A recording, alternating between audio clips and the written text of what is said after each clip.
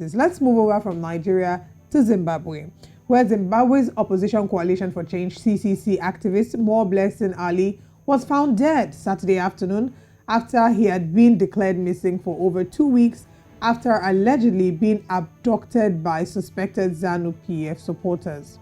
In a statement, the police said the body had been discovered at a farm in Beatrice, adding that formal identification processes had been stepped up. Ali's family lawyer, Job Sikhala, said the killers dismembered Ali's body and threw it in a well near her residence in Yasime. That's a really sad story that you can see there. Of course, this was a very popular activist in Zimbabwe. We're hoping that we will continue, and of course, we will be able to figure out the little details concerning this story, and of course the Zimbabwean government will be able to find those responsible for this very gruesome murder. I mean, this is a very sad story. We're beginning to see either lawmakers or people at the forefront of politics or activists being murdered. The question is, what can the government do about this? Very recently, we talked about Anambra State, where the Anambra State lawmaker was beheaded. You know, what is the motive for this? Why are they doing this? Who is doing this? Will they be fished out?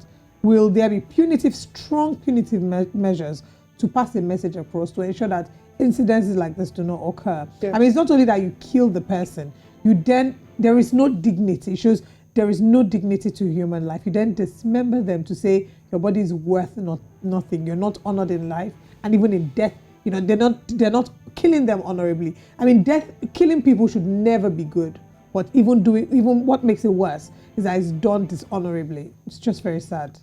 So, you know, I understand that these things happen in other parts of the world. You know, maybe not dismembering. You know, but I'm sure that even that happens in other parts of the world. But I think there's so much work that needs to be done, you know, with regard to security in Africa, to let people understand that the chances of you being caught and you being sent to jail, or you being served, you know, the full wrath of the law are high enough to make these criminals think twice before some of these crimes are committed.